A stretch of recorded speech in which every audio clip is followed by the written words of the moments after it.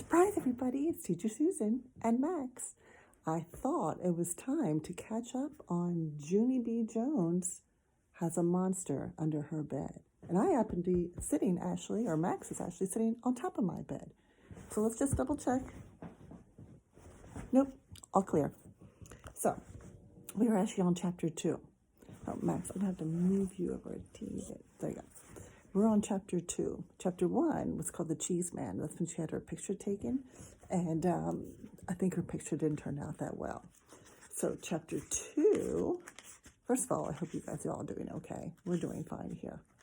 Chapter 2 is called Just Say Right. Now, we may have read it earlier or before, but it's been a while, so I thought I'd just read it again so we could sort of catch up. After school pictures, we went back to room 9.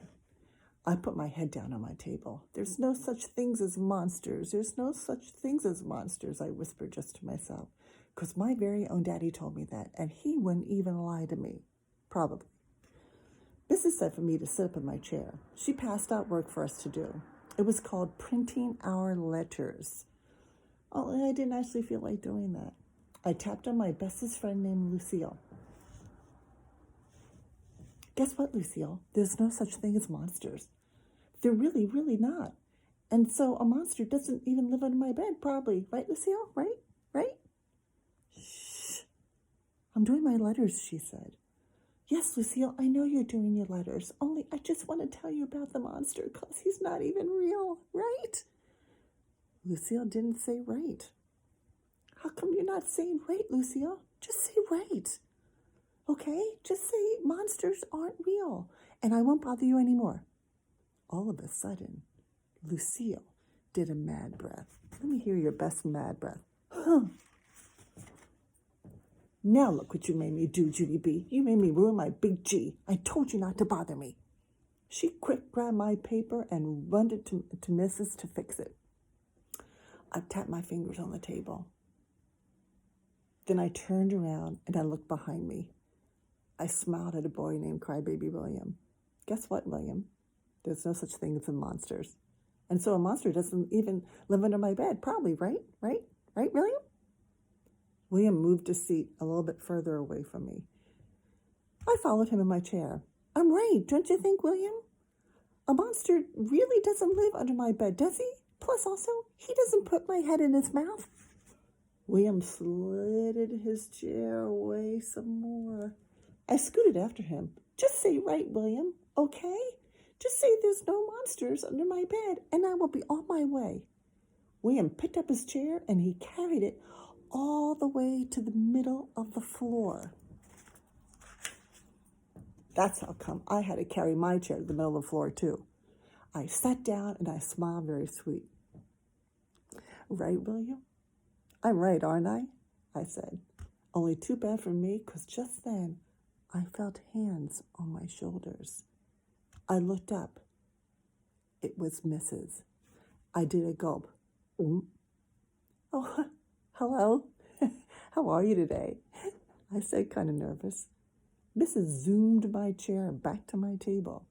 It was not fun. I quick picked up my pencil. Guess what? I'm going to do my work now, I said. Plus also, I'm not even going to talk because I don't actually like anyone in this area. Mrs. tapped her foot at me. No, I love your shoes, I said real soft. Her foot kept tapping. Only just then, a very great thing happened, and it is called the bell rang for the end of school. Phew! I hurried out that door. Then me and my other bestest friend named Grace run to the bus together. Grace, guess what? There's no such thing as monsters. And so I don't even have one under my bed, probably, right? Right, Grace? Right? But Grace didn't say right. That's how come I grabbed her by her shoulders and I jiggled her. 'Cause I was fed up with these people, that's why. How come you won't say right, Grace? How come nobody will say right? 'Cause I'm getting at the end of my rope with this thing. That Grace took my hands off of her. I can't say right, Junie B, because a monster really might live under your bed, she said. My eyes got big and wider. Let me see your best bulging eyes. Ooh, good one. No, Grace, no, do not say that. Do not say a monster might live under my bed. Or else I would have spotted that guy by now. Oh, no, you wouldn't, she said.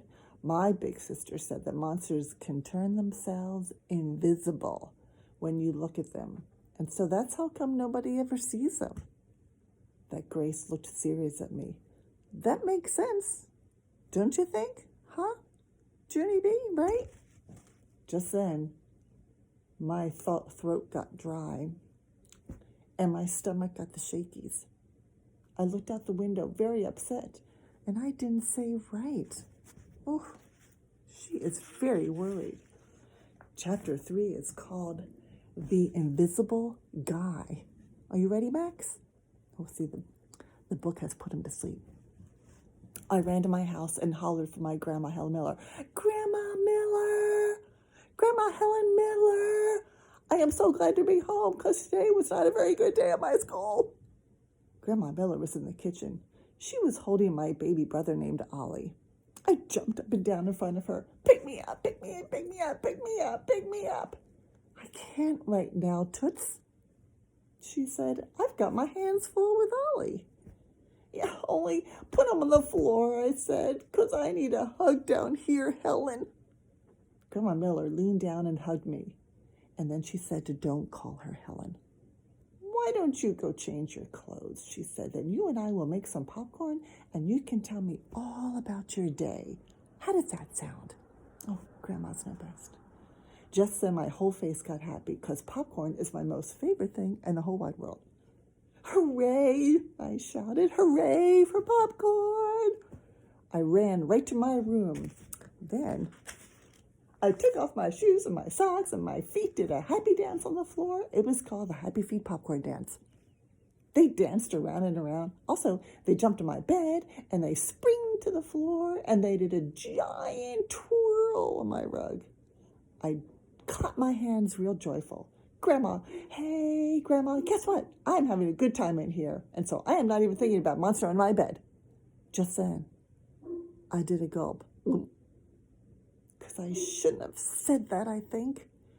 I looked at my bed kind of nervous. What if a monster was under there this very minute? And what if he was looking at my pinky toes?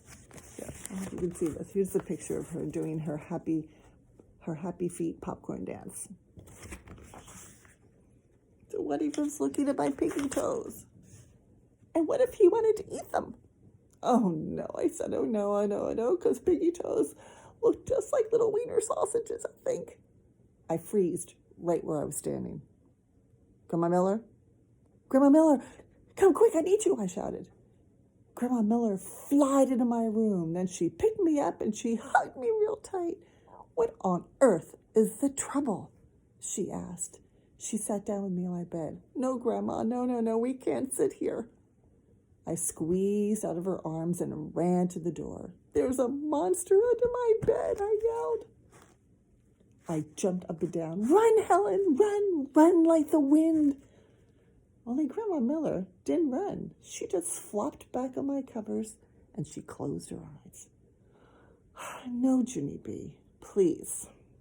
We're not going to go through this monster thing again, are we? We've talked about monsters before. Remember? We decided that there are no such things as monsters. Yes, but I have new information, I said. Because the monster under my bed turns himself invisible whenever we look at him. Plus at night, after my eyes are closed, he climbs up next to me and he puts my head in his mouth. Grandma Miller did a big breath. Then she went back to the kitchen. And she brought back my daddy's big flashlight. She shined it under my bed. No monster, Junie B. None. I don't see one single monster under this bed, she said. See? I said, that proves it, Grandpa. He turns himself invisible. Grandma Miller shook her head. No, Junie B. The monster does not turn himself invisible. The monster is simply not there. He does not exist. Period. Yes, he does, Grandma. He does too exist. Because Polly Allen Puffer's big brother even said so. Plus also, I've seen the drool. Grandma Miller said to calm down my voice. She got me a drink of water. Why don't we forget about the monster for now? And we'll go make popcorn. You can talk to your mother about this when she gets home. I bet Mother will know exactly what to do. I thought and thought, What, Grandma? What will she do? I asked. Then all of a sudden, a light bulb went on top of my head. Boing! I know what she'll do. Mother will get the broom and bash that monster's head in, because I saw her do that to a roach before, and she does an excellent job of it. Grandma Miller closed her eyes again. She said I'm a strange one. So that ends chapter 2 and 3 of Junie B has a monster under her bed. Now, of course, we know that there are no monsters under her bed. There may be dust bunnies. There may be toys. I have some dog treats, I think, left over under our bed that Max buried there, stuck there. But there are no monsters. So anyway, I will come back to you at a later date, and we will read the next couple chapters. But in the meantime, I hope you guys are all doing well. I miss you so, so, so much. And stay well, be safe, and you can always listen to this again to listen to the story again, because you know that Junie B, she's a riot. She cracks me up. Anyway, I'll see you guys soon. Well, Max says goodbye, but he's sleeping at the moment.